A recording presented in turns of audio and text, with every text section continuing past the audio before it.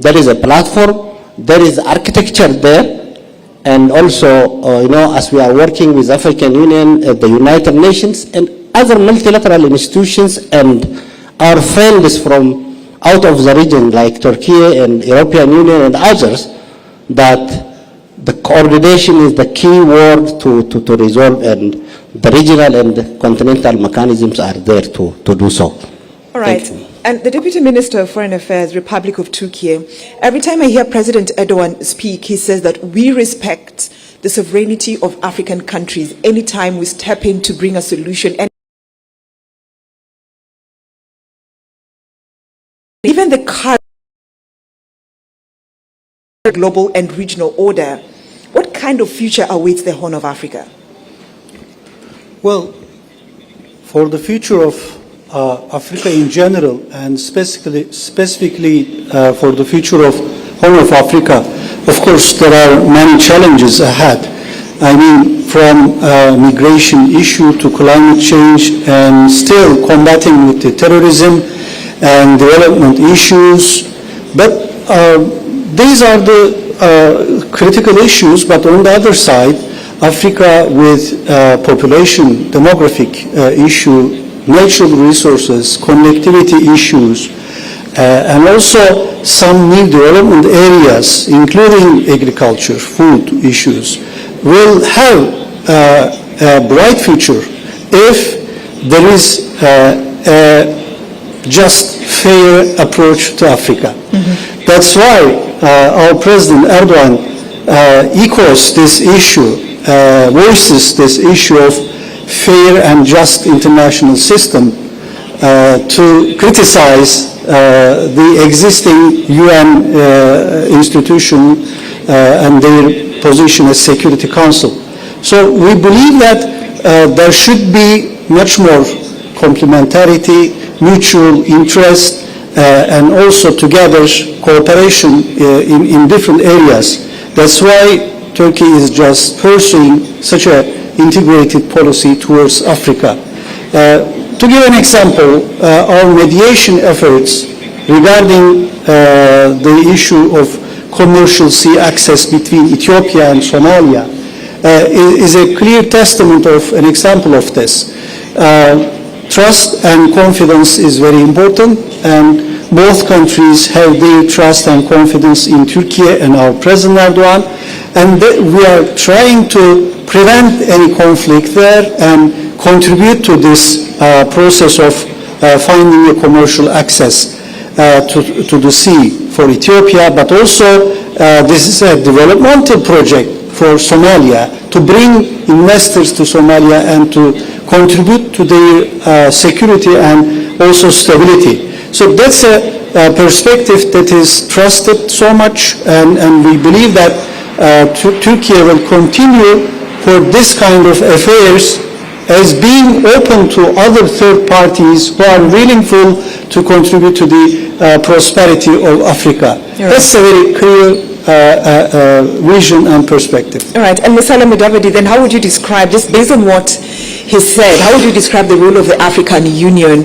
in promoting peace and security in the African continent, and what is the role of, the African standby force in the APSA? Sorry for that. Follow. I just want to say that there are a couple of points that are emerging from the conversation. First, let me just re-emphasize that we must be careful that we do not generate a new scramble for Africa that can generate more problems for us the way it was historically. Africans want to engage, and they want to engage meaningfully amongst themselves and with the rest of the world. This is absolutely fundamental. And therefore, it is essential that the institutions that have been created by the African countries are respected. Now, we have, for instance, the challenge in DRC. And I'm happy as I speak, my brother Tete Antonio is in the room from Angola, Minister from Angola. One of the issues we have been tackling is something to do with DRC, where Angola has been leading the Luanda process and Kenya was leading the Nairobi process. The Luanda process focused on the dialogue between interstate, Rwanda and DRC. And the Nairobi component focused on DRC conversations, that is the Congolese people themselves. What we have done now, working as East African Community and working as SADC, we have merged the two processes. And the chief mediator from on the Luanda process is now our chair of the African Union, President Lorenzo. So he's now at an elevated position. But the joint effort that we are pushing is to make sure that we harmonize our approach to assisting the people of DRC find their common ground and be able to move forward jointly as one nation. So in this conversation, it may be of interest for the audience to know that the conversation that Takia finished, and we are very happy they helped us to finish this, the conversation between Somalia and Ethiopia, actually started in Nairobi in my office on the instruction of President Ruto that we get the two teams together, and we sat talking for 2 nights with my brother without sleep. We were having tea and everything in the office. And we didn't conclude, but Akie concluded it. All right? But the outcome is basically the same. That we wanted peace, we wanted the respect for the territorial integrity of Somalia, and we wanted to find a way that the two countries work together. All right. So the key issue is this. Let us also work and support the peace initiatives being generated by the Africans themselves.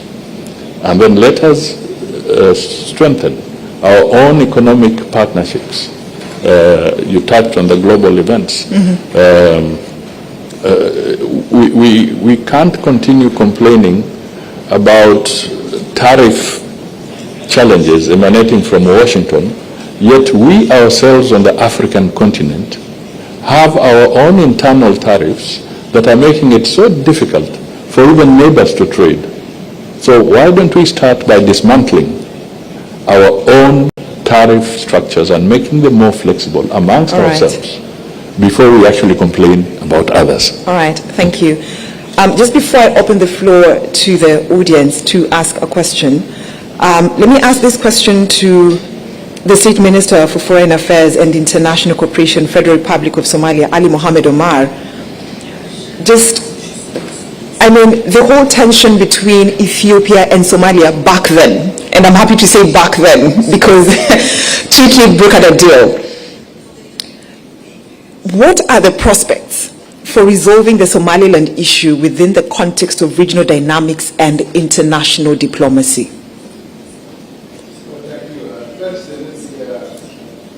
My brother Musali, the first meeting we had in his office for 2 days, and we were spending his office for almost 24 hours a day continuously, and we were very grateful to start that negotiation initially.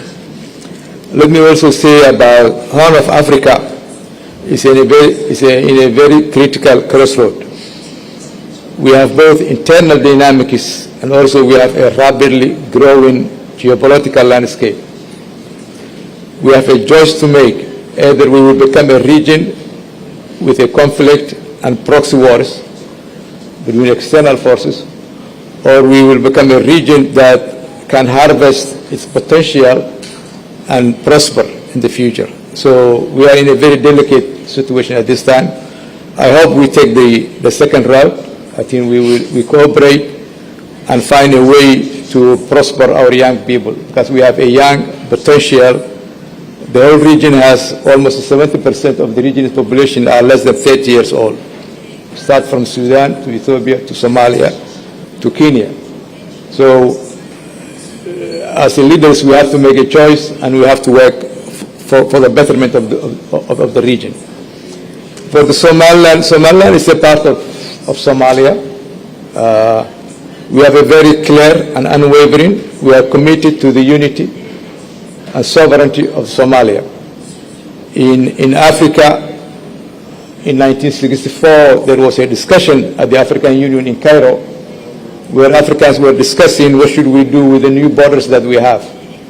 Should we keep the colonial borders?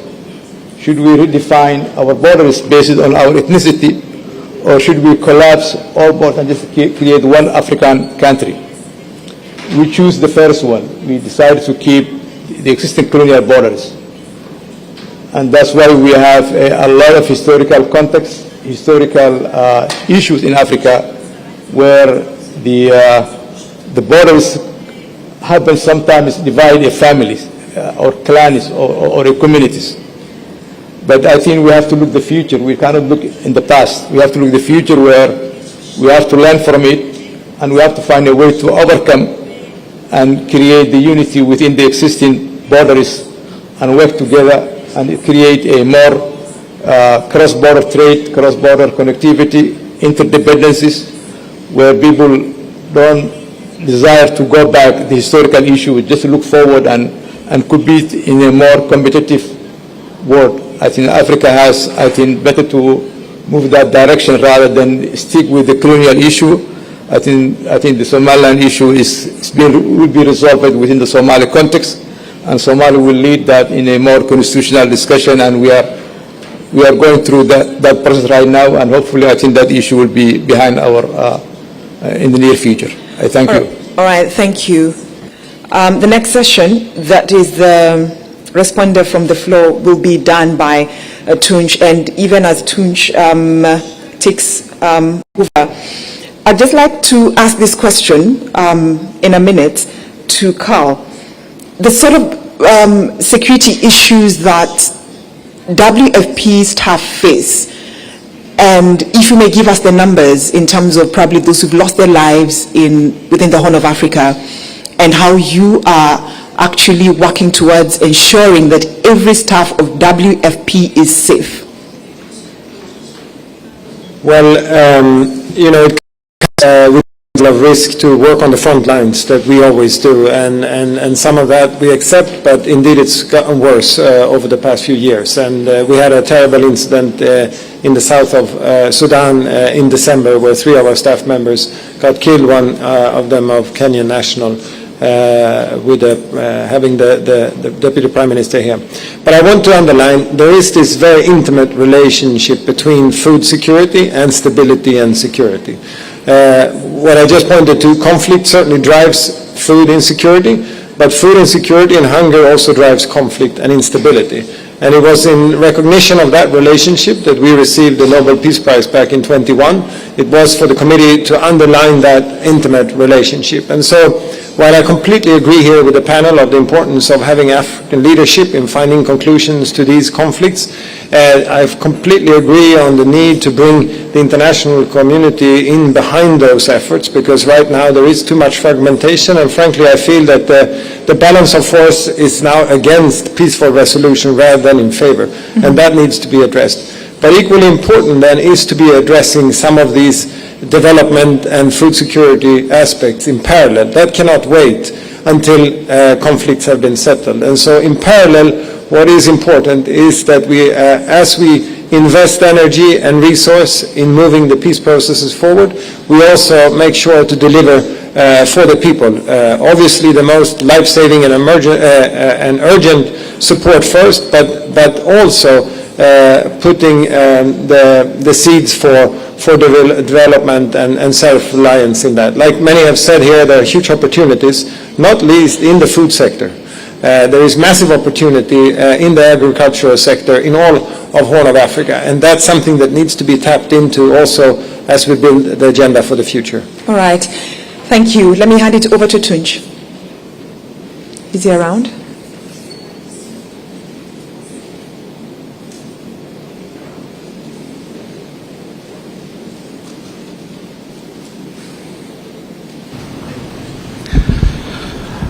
Dear panelists and participants, thank you so much for this distinguished and fruitful discussion. It was very timely.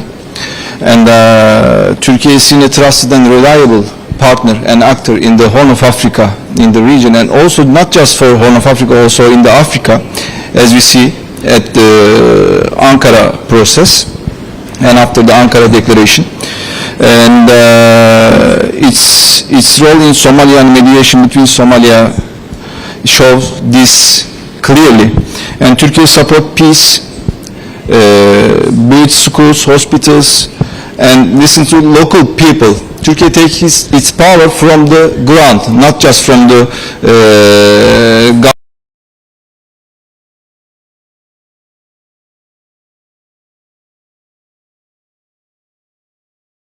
Important and very crucial, and peace efforts and regional cooperation also important. As our colleague from Kenya said, the region faces many deep problems, very crucial problems these days, especially in Sudan, in Somalia, in South Sudan, in Ethiopia as well, about the Tigray crisis. So there are old conflicts also in the region, resources struggles and outside power competition, and oftenly local voices are ignored in somehow. And World Food Program also remind us that food insecurity is getting worse, especially in Sudan. And the war in Sudan makes this even harder, and also Somalia is crucial about the food insecurity. So Somalia is also affected by conflict, hunger and drought in some times. And we must not forget about the threat of the terrorism, especially to Al-Shabaab.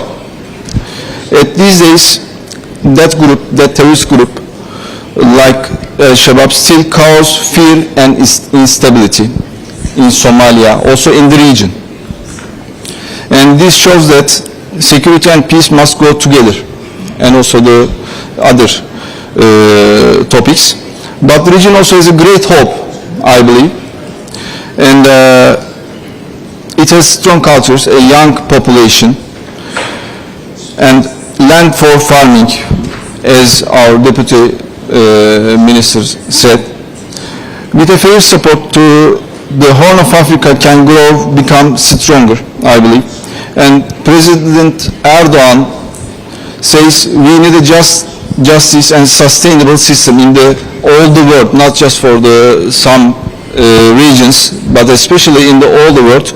We need justice and we need sustainable process. So this means working together, not against each other. We need strong partnership that help real people and on the ground. It must help prevent new conflicts and support African-led solutions. Without local leadership, no outside efforts can succeed. And I have one question in total. So how can we make sure regional strategies focus more on people on the ground in the region, not just for the power? And how Turkey can help turn this to real action on the ground? Thank you so much. Thank you, Tunç. We have run out of time. I'll ask anyone from the panel who would like to respond to that question, but in less than 2 minutes, because we need to go for the official opening ceremony that is supposed to begin at exactly 3 p.m. So we need to be there before 3 p.m. You respond in a minute, then Musalia Mudavadi, you'll do the closing remarks. Thank you very much. Very quickly about the issue of the grassroots community. It's a very critical point that all the panelists has mentioned this thing, the role of the youth, which is 70% of the, in terms of number, and most of them are have a problem of employment. The second one is empowering the women. So when we talk about actual empowerment in the grassroots, is where we should talk about this thing. So to reach out to the community in the grassroots level, this is the place to work in coordinated efforts, either the national governments, regional multilateral organizations, international partners like the World Food Program and others. This is a place that we have to intervene. This is a place that really we have to change the scenarios that we are facing and to avoid any bad recruitment to this. For that we need institutions, very important institutions, the government institutions, civil society institutions, which will help that empowerment. So these are some of the things that I have to mention. All right. Thank you. Musalia Mudavadi, as we close our session. Thank you. I'll just come to one point. Resources are scarce, resources are limited. Even from the international community, the resources are limited. So let us mainstream our efforts through recognized institutions that have structures like IGAD, the African Union, and others. Through that process, we shall be able to use our resources well and to have a more coordinated approach to conflict resolution and critical initiatives on the continent. Thank you. Thank you. Musalia Wycliffe Mudavadi, Prime Cabinet Secretary for Foreign and Diaspora Affairs, Republic of Kenya. Thank you. And in Kenya, you say Asante Sana. Asante sana. Burhanettin Duran, Deputy Minister of Foreign Affairs, Republic of Turkey. In Turkey, we say Teşekkürler. Thank you for joining us. And Ali Mohammed Omar, State Minister for Foreign Affairs and International Cooperation, Federal Republic of Somalia. I know they also say Asante, but how do you say it in your language? Thank you, Joaquin. Executive Secretary, Intergovernmental Authority on Development, IGAD, thank you for your time. And the Deputy Executive Director and Chief Operating Officer, United Nations World Food Program, WFP, Carl Scow, thank you for your time. Ladies and gentlemen,